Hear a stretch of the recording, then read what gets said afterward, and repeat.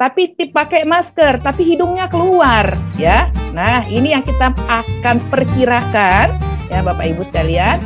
Kalau seandainya nanti sholat Idul Fitri kita lakukan, walaupun kita sudah menjaga jarak, pasti perilaku masyarakat kita susah untuk dikontrol, ya.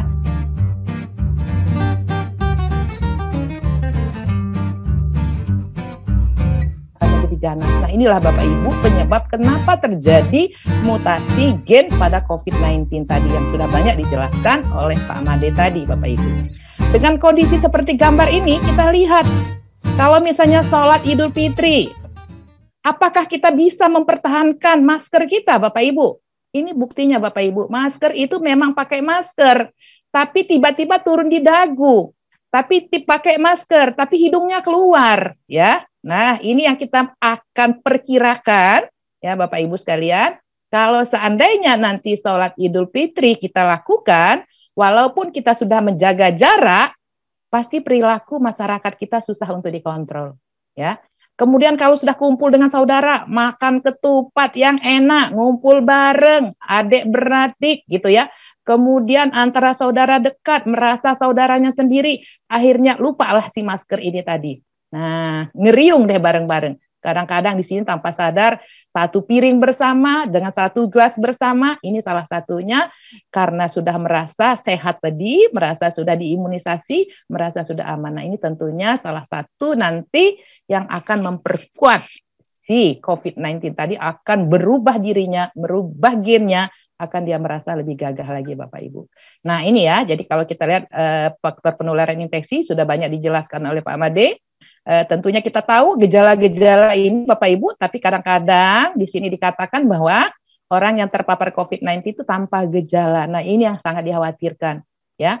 Tidak ada gejala, tapi pada saat pemeriksaan PCR, pemeriksaan antigen, ternyata dia positif. Nah, tanpa disadari ternyata dia sudah menjadi bahan inangnya daripada virus COVID-19 tadi. Nah, strategi PPI dalam COVID-19 tidak ada perubahan Bapak Ibu. Tetap dia katakan bahwa pertahankan konsep kewaspadaan standar tadi yang harus kita lakukan dimanapun berada. Baik di rumah sakit ataupun di rumah, konsep kewaspadaan standar ini akan tetap kita akan bawa, ya. Kebersihan tangan, APD, pembersihan lingkungan, peralatan, baju-baju yang kita pakai harus kita cuci. Konsepnya tidak berubah. Jadi mutasi gen seperti apapun, PP itu mengatakan lakukan kewaspadaan standar, maka kita akan meredam daripada resiko COVID-19 ini untuk menjadi lebih luas lagi paparannya Bapak Ibu sekalian, ya. Nah, kemudian strategi dibuat oleh pemerintah dikatakan bahwa kita lakukan 3T. Test, tracing, treatment. Kemudian laksanakan vaksinasi. Semua kita hampir sudah dilakukan vaksinasi. Semua tenaga kesehatan sudah dilakukan vaksinasi. Tapi ternyata vaksinasi ini saat ini Bapak Ibu sekalian belum ampuh untuk melawan si virus COVID-19 tadi. Malah dia bermutasi gen, malah dia lebih gagah. Ternyata, ya Bapak Ibu sekalian, vaksinasi belum membuat kita menjadi kebal terhadap virus COVID-19. Tapi yang paling penting adalah, walaupun kita sudah diberikan vaksinasi, prinsip kita, protokol kesehatan, tetap kita harus lakukan, pertahankan dimanapun kita berada, siapapun kita tetap harus, walaupun sebetulnya kalau dikatakan anak-anak kita pun harus tetap kita berikan, perkenalkan bagaimana protokol kesehatan ini tetap akan dilaksanakan. Ya, nah ini kita lihat vaksin COVID-19, ya sudah diadakan, tidak ada obat virus, tapi kita coba melawan dia dengan memberikan vaksinasi yang dibuat, ya dalam rangka mempertahankan supaya imunitas kita kuat, kita bisa melawan ya pada saat dia menyerang tubuh kita, sehingga nanti dia tidak akan menyebabkan kita terpapar, ya. Nah, ada tadi katakan lagi bahwa vaksin COVID-19 2 kali dosis diberikan, ya. Dosis yang pertama untuk memberikan imunitas, kemudian dia mencoba untuk kekebalan, dosis yang kedua. Tapi saat ini seorang yang sudah dilakukan vaksinasi masih terpapar dinyatakan positif vaksin ya COVID-19. Nah, ini Bapak Ibu kalau kita lihat mungkin teman-teman ya di rumah sakitnya juga kadang-kadang kita lihat ada teman kita yang sudah dilakukan vaksinasi, ternyata dia juga masih terpapar COVID ya. Nah, ini yang dikatakan bahwa ternyata dengan pemberian vaksin kita belum tentu kebal, makanya kita harus dilakukan paralel dengan melakukan protokol kesehatan tadi. Jadi tidak kita anggap saja bahwa vaksinasi itu adalah salah satu upaya, tapi protokol kesehatan itu tetap harus kita pertahankan dan kita lakukan dimanapun kita berada, Bapak Ibu. Baik kita sebagai tenaga kesehatan atau kita juga balik ke dalam masyarakat ataupun nanti kita masuk ke dalam keluarga kita sendiri, ya. Nah, jadi kalau kita tanyakan manakah yang Anda pilih, ya? Yuk mudik. Saya yakin kalau saya mudik menggunakan protokol kesehatan, nanti saya sampai begini, saya atur begini, artinya nanti saya berharap mudik itu akan membuat kita aman. Tapi ada lagi dikatakan, gak usahlah mudik, di rumah saja, toh juga tetap silaturahmi tetap terjaga.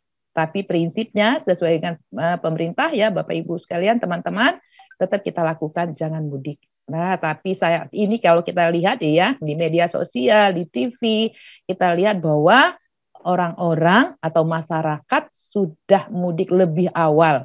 Ya, lebih awal artinya kalau kita lihat apakah bisa terjadi pencegahan pada perkumpulnya masyarakat nanti. Nah, ini yang nanti kita tidak tahu. Artinya kalau kondisi sekarang kita tetap berprinsipnya adalah bagaimana kita tetap melaksanakan lebaran, tapi tentunya resikonya nanti kita lebih aman daripada resiko paparan COVID-19. Nah, ini dikatakan saya sadur ya, tips menolak ya kalau kita kunjungan. Kalau kita misalnya lebaran, kita tidak mau menerima tamu ya.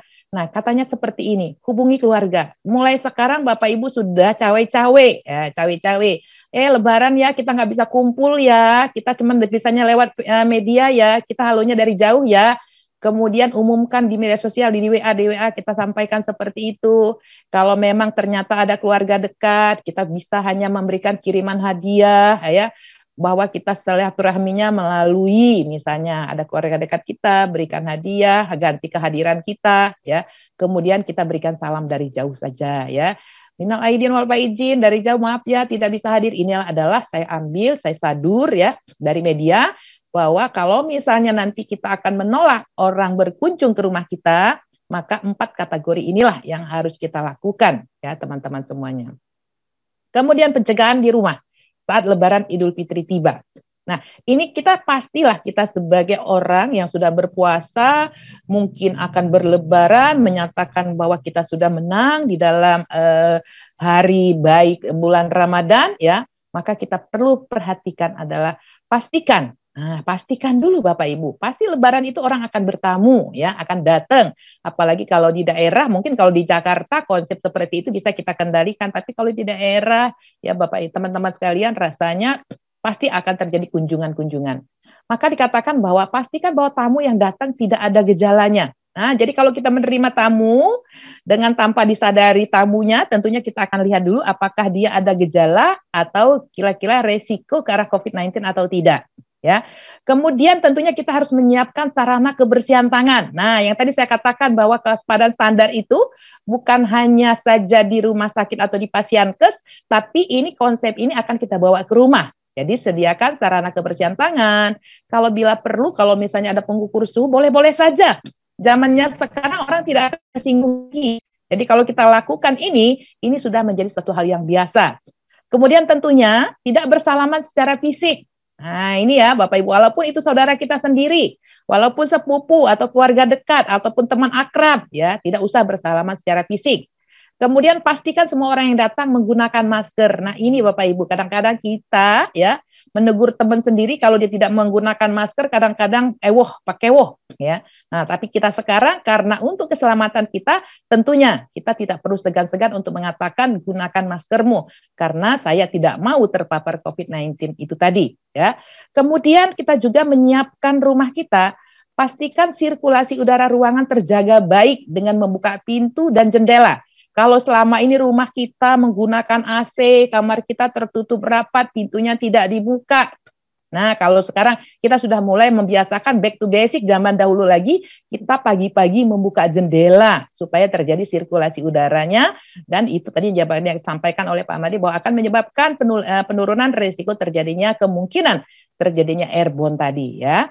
Nah, kalau memang tidak memungkinkan, mesti kita siapkan tambahkan alat untuk mendorong angin supaya keluar, misalnya kita menggunakan kipas angin atau egg-house, kita nyalakan kalau kita punya, ya. Kemudian atur jarak tempat duduk untuk tempat tamu. Jadi kalau kita menerima tamu, ya. Nanti Lebaran tentunya kita harus melakukan pengaturan ya kursi kita untuk menerima tamu tadi. Dan tentunya yang paling penting adalah edukasi keluarga yang memiliki komorbid. Nah, misalnya orang-orang di sekitar kita sudah lanjut usia, atau bayi, atau mungkin orang-orang dengan penyakit-penyakit yang menyebabkan terjadinya resiko ya. Nah, ini tentunya kita harus sampaikan edukasi dia ya untuk menjaga protokol kesehatan lebih ketat lagi. Nah, yang kita perlu perhatikan adalah kondisi pada saat berlebaran. Ini ada beberapa poin yang saya coba sampaikan ya. Pertama adalah pastikan sarana kebersihan tangan dan masker tersedia. Ya, ini Bapak Ibu ya. Kemudian pastikan physical distancing pada saat kita berada di rumah kita. Kemudian bagaimana cara tamu dan bertamu. Ya, kemudian pastikan sirkulasi udara dalam ruangan. Sarana makan dan minum. Bagaimana kalau kita memiliki keluarga dengan komorbid? Nah, yang paling penting adalah kalau bisa kita hindari kunjungan tamu. Nah, ini ya Bapak Ibu sekalian, pada zaman seperti ini, apalagi kita sudah didengar-dengar bahwa terjadi mutasi gen, ini tentunya perlu kita lakukan, kita perlukan edukasikan kepada masyarakat kita sebagai tenaga kesehatan atau mungkin pada rumah kita sendiri nantinya ya. Sarana kebersihan, tentunya kita harus siapkan dan prinsipnya adalah kebersihan tangan harus dilakukan dengan wajib bukan kewajiban. Nah, ini yang perlu kita sampaikan Bapak Ibu sekalian bahwa kebersihan tangan itu wajib, bukan kewajiban. Kalau kewajiban bisa saja kita lalai, tapi kalau kita merasa itu wajib, kita tidak akan melepaskannya. Kemudian sarana kebersihan tangan, hand sanitizer yang kita siapkan, kita harus memastikan prinsipnya. Kalau hand sanitizer itu dia akan bisa kita gunakan untuk menghancurkan virus COVID-19 apabila hand sanitizer itu mengandung alkohol 70%. Nah, ini yang perlu kita berikan edukasi terhadap diri kita sendiri tentunya. Kalau kita menggunakan hand sanitizer, kita harus pastikan isinya apa. Ya, isinya apa? Kalau isinya bukan alkohol 70%, tentunya kita sama seperti kita menggunakan hand body lotion saja di tangan kita Bapak Ibu ya. Bukan berarti dia bisa mengurai daripada virus COVID-19 tadi. Kemudian masker, tadi sudah disampaikan. Masker itu betul-betul harus kita menggunakannya dengan benar, melepaskannya dengan benar. Dan kalaupun kita menggunakan masker di rumah pada saat berlebaran, tentunya kita tetap pada protokol maksimal 6 jam ya. Kalau dia kotor, basah atau rusak, harus kita ganti, apalagi kalau kita banyak bicara, ya misalnya, maka ini tentunya akan menyebabkan kotornya masker kita. Apalagi kalau misalnya kita lihat ya, pada saat makan dan minum maskernya dibuka, ya, kemudian percikan makanan, ini tentunya juga tidak baik, Bapak Ibu sekalian, ya. Kemudian saat makan dan minum masker dilepaskan, bukan digantungkan. Dilepaskan maskernya, dimasukkan, disimpan ke dalam tempat yang bersih. Bila perlu pada saat lebaran itu kalau kita datang bertamu, kita menyediakan amplop supaya nanti pada saat kita makan dan minum atau plastik kita masukkanlah si masker ini tadi, kalau kita lepaskan kita masukkanlah ke dalam amplop tadi ya. Kemudian penggunaan masker double. Kalau kita lihat sekarang banyak sekali ternyata ada beberapa penelitian literatur mengatakan menggunakan masker double itu memperkuat penggunaan masker pada saat kita merasa masker yang kita gunakan pertama tidak penempatannya tidak berposisi dengan baik untuk meyakinkan bahwa ceknya dengan benar, maka penelitian mengatakan bisa saja kita menggunakan masker double pada saat ini, Bapak Ibu sekalian, ya. Nah, ini yang dikatakan kenapa kita harus menggunakan masker? Kenapa kita harus tetap menjaga jarak? Kalau kita lihat seperti ini, tentunya karena terjadinya droplet atau airborne. Kalau kita tidak halangi menggunakan masker, tentunya ini akan menyebabkan salah satu penyebaran daripada virus COVID-19 tadi. Nah, ini dikatakan nanti ya. Jadi pada saat kita menggunakan masker, kita harus betul-betul yakin menggunakannya dengan pas, melakukan menilainya dengan melakukan fit check dengan benar. Dan tadi saya sampaikan ini ada trending clinical topic terkait dengan double masking. Maka dikatakan tentu saja kita boleh menggunakan double masker, tapi bukan berarti ini menjadi salah satu rutin. Kalau kita menggunakan masker yang pertama ternyata posisinya atau fit check-nya tidak baik, boleh saja kita tampilkan menambahkan menjadi double masker tadi, Bapak Ibu sekalian. Atau masker yang pertama mungkin terlalu tipis, karena kita tahu masker dijual banyak ya di masyarakat itu yang tidak melalui Badan POM, tidak tahu penilaiannya ya. inilah yang dikatakan bahwa ada risiko kalau kita menggunakannya tidak benar, maka ini akan menjadi salah satu risiko daripada penularan COVID-19 tadi. Kemudian menjaga jarak. Nah, ini tentunya yang harus kita pikirkan pada saat kita berlebaran. Kalau kita berlebaran, tentunya kita akan berkumpul dengan saudara kita, akan bareng, akan makan bareng, akan bicara, akan ngobrol, ya, walaupun mungkin hanya sekitar beberapa orang, tentunya tetap kita akan melakukan menjaga jarak. Jadi tetap saja yang tadi saya sudah sampaikan di awal, kita atur kursi, kita persilahkan tamu kita duduk, berikan tempat dia, kasih dia jarak, tentunya tidak seperti rumah sakit kita kasih silang-silang seperti itu, tentunya tidak ya teman-teman sekalian. Ya, tentunya kita mengatakan saja, menyampaikan silahkan duduk di sini, silahkan duduk di sana, kita tetap jaga jarak ya. Seandainya pun kita makan, kita juga menjaga jarak. Jadi kalau kita lihat gambar seperti ini, inilah protokol pada saat kita makan bersama. Artinya memang betul tetap kita akan pertahankan dengan jaga jarak tadi ya. Walaupun sebetulnya itu nanti saudara kita dan menyatakan bahwa saya sudah diimunisasi 2 kali, saya sudah cek antigen negatif, tapi kita tidak tahu ya, karena memang betul kadang-kadang setelah kita vaksinasi, kadang-kadang kita sudah cek ternyata hari ini positif, kemudian 2 hari kemudian sudah kita bertemu dengan orang yang kemungkinan terpapar COVID-19, bisa saja sudah terinkubasi di dalam tubuh kita ya teman-teman semua. Nah, bagaimana dengan kalau kita tamu atau bertamu saat berlebaran ya? Jadi kalau kita sebagai tamu atau kita datang ke tempat keluarga kita, maka kalau kita sebagai tamu perhatikan kondisi kesehatan kita atau tamu di sekitar kita, ya. Pastikan tamu di sekitar kita tadi tetap kita menggunakan masker. Jadi kalau kita pun datang ke tempat orang, masker itu jangan kita buka, apalagi kalau ternyata pada saat kita berada dalam satu ruangan itu dengan orang-orang yang kemungkinan berbeda keluarganya. Maka tetap kita pertahankan, jangan membuka masker, ya, walaupun pada saat kita diminta untuk foto bersama. Untuk membuka masker ini tetap kita katakan bahwa masker kita akan dibuka. Tapi kalau nanti akan makan dan minum, nah itu yang tadi dikatakan kalau kita makan dan minum, masker kita buka, jangan berbicara, makan saja, jaga jarak. Setelah makan, pakai masker lagi, baru kita berbicara dengan orang-orang di sekitar kita tadi. Kemudian kalau kita sebagai tamu, pastikan physical distancing tetap terjaga. Tetap kita akan jaga jarak ya teman-teman. Kemudian perhatikan waktu berkunjung, kalau kita datang bertamu, kemudian ternyata tamunya ternyata semakin banyak yang datang, maka prinsipnya adalah semakin lama kita berada pada satu tempat dengan orang yang kemungkinan terpapar COVID-19, maka semakin beresiko kita akan terpapar COVID-19. Jadi bertamu, kalau kita bertamu tentunya kita tidak boleh terlalu lama ya. Kalau seandainya pun kita pada keluarga kita juga mesti tetap memperhatikan kondisi-kondisi apakah di antara keluarga inti tadi apakah ada gejala-gejala ke arah COVID-19 tadi ya. Kemudian pada saat kita bertamu, ya kalau kita yang didatengin misalnya atau kita yang datang ke tempat ini, pastikan tetap menggunakan masker. Pastikan lakukan kebersihan tangan pada saat kita bertamu ke rumah orang ya. Tetap menjaga jarak, sama saja. Waktu bertamu jangan terlalu lama. Hindari jika banyak tamu lain yang hadir untuk bergabung. Ya. Kemudian jaga kondisi tuan rumah yang memiliki komorbid. Jadi kalau kita bertamu, ternyata ada orang tua yang kemudian kita akan, orang yang kita tuakan, tentunya kita tidak mendekati dia, tapi tetap kita berikan salam jarak jauh, kita pasti tetap menjaga jarak. Kita walaupun bercakap-cakap tentunya tetap kita menjaga jarak tadi ya. Kemudian makan dan minum sama seperti tadi, masukkan ke dalam amplop, hindari bercakap-cakap saat masker dibuka ya. Jadi jangan dibuka kalau misalnya bercakap-cakap, tentunya tetap menggunakan masker.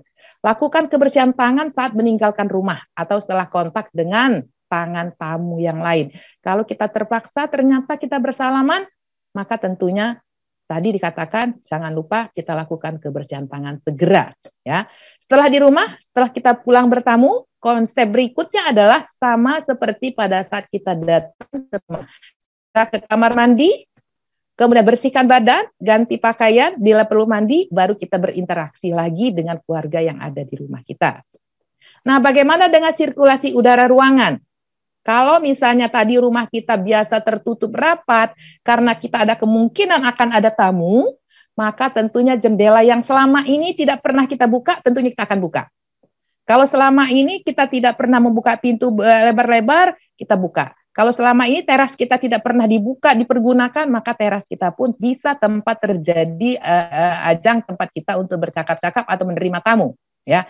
Kemudian kalau misalnya nanti ternyata kita juga akan berfoto bareng, diminta sama saudara-saudara dekat atau orang-orang yang terdekat kita, tentunya tetap kita menggunakan masker. Ya. Jadi pada saat sirkulasi udara yang harus kita perhatikan adalah atur posisi kursi, jaga menyediakan makanan sebaiknya dengan porsikan kepada tamu, ya.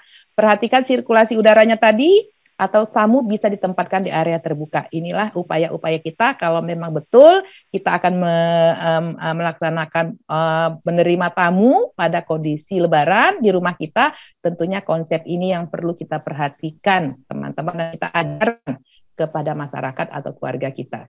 Nah, ini yang dikatakan, jadi tips ciptakan ruangan cegah COVID-19. Jendela dibuka, siapkan kipas angin jika perlu, kemudian jaga tempat duduknya mendekati udara keluar. Ya, nah ini tentunya kita akan atur. Jadi kalau memang betul supaya kita aman berlebaran, tentunya konsep ini perlu kita perhatikan. Nah, saat makan dan minum tadi saya sudah katakan ya, mengambil kalau bisa sendoknya tadi ya, dibungkus pakai plastik atau nanti ditempatkan, atau kita ajarkan bahwa jangan memegang ujung sendok yang langsung bersentuhan pada makanan.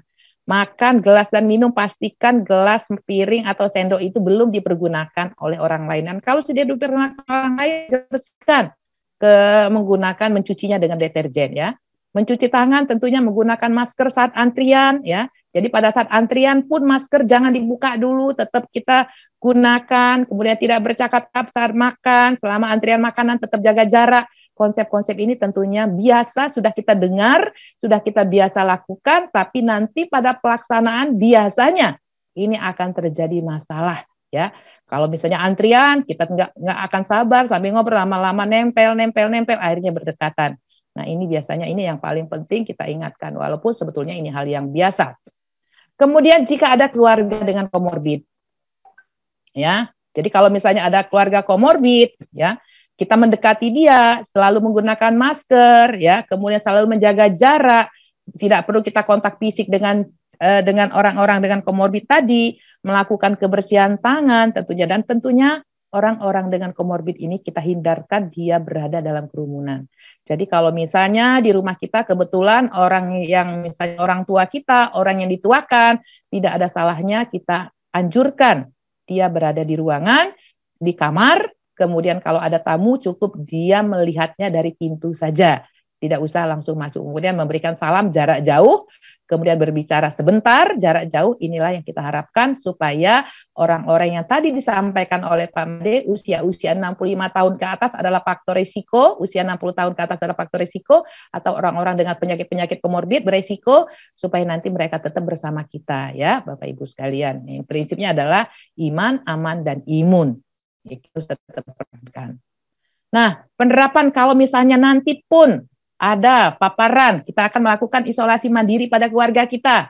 Prinsipnya adalah sama, ya, berada dalam satu ruangan, kemudian sirkulasi udaranya kita jaga, tidak boleh keluar, berikan makanan dia ke dalam kamar. Kita yang akan berhadapan tentunya kita tetap melakukan protokol kesehatan dengan baik, ya. Ini akan kita gunakan. Nah, tidak mudik nggak masalah, ya. Silaturahmi tetap kita akan laksanakan. Bisa lewat telepon, video call, bisa lewat video conference, bisa menggunakan Zoom, bisa menggunakan chat. Ini tidak akan mengurangi rasa kekeluargaan atau menghadapi Lebaran ini tadi. Tentunya kita berharap Lebaran ini akan membuat kita tetap aman. Ingatkan protokol kesehatan yang paling penting kita harus lakukan. Kemudian setelah Lebaran, sehat di rumah. Setelah pasca Lebaran, tentunya kita berharap kita sehat, ya. Tetap jaga sirkulasi udara dalam rumah. Bersihkan peralatan secara rutin. Nah, artinya memang betul ya, kita tetap harus menjaga kebersihan lingkungan kita. Tidak menggunakan barang pribadi bersama-sama. Batasi dan buat daftar kalau misalnya ada tamu yang akan menginap ya, berasal dari mana, ataukah dia anak kita, ataukah sepupu kita atau saudara kita, ini perlu kita pikirkan ya. Barang-barang dari luar tentunya kita tidak bawa ke dalam ya, ke dalam rumah. Langsung mandi dan ganti baju bila ada anggota keluarga baru datang ke rumah. Jadi kalau siapapun yang datang ke rumah, begitu masuk pintu masuk, lakukan kebersihan tangan, segera masuk ke kamar mandi, bersihkan badan mandi, ganti baju, bajunya di dalam ember yang berisi deterjen, baru setelah mandi dia berinteraksi lagi dengan keluarga. Kemudian disinfeksi setiap barang dari luar. Nah, ini ya teman-teman semua, ya tetap kita harus ingatkan, kita tidak tahu virus itu ada di mana-mana dan kita tidak tahu dia berada di mana, ya. Kemudian buang barang sekali pakai dan sampah di tempat sampah tertutup, segera pisahkan kalau teman-teman atau saudara kita atau ada keluarga kita yang kita curigai akan terpapar COVID-19, tentunya kita lakukan ya penempatannya dulu pada ruangan tersendiri, baru kita lakukan pemeriksaan meyakinkan dia apakah terpapar COVID-19 atau tidak. Kalau tidak, tentunya kita tetap bisa berbaur lagi, tapi kalau ternyata dia positif, tentunya langkah-langkah apa yang akan kita lakukan untuk memutus mata rantai ini tadi. Apakah kita akan dia lakukan isolasi mandiri atau dia perlu dilakukan perawatan di fasilitas pelayanan kesehatan. Baik Bapak Ibu, jadi kesimpulannya adalah ya, Lebaran kita tetap Lebaran. Sehat harus kita tetap selalu pikirkan. Dan tentunya resiko berkumpul tadi akan ada, jangan sampai terjadi mutasi gen COVID-19 akan betul-betul akan terjadi, jangan seperti kita nanti cukup di India saja, tentunya tidak akan perlu sampai ke Indonesia. Mencegah resiko paparan tentunya kita tetap melakukan protokol kesehatan, ya, cara bertamu yang baik, kemudian sirkulasi udara dalam ruangan, sarana makannya harus tetap kita pikirkan, menjaga keluarga dengan komorbid, dan yang paling penting adalah kalau bisa kita menghindari kunjungan dan berkunjung. Menjaga risiko paparan membuat keluarga kita sehat dan tentunya tidak terpapar COVID-19. Baik, itu saja yang bisa saya sampaikan. Semoga kita bisa bangkit melawan COVID-19 dan selamat.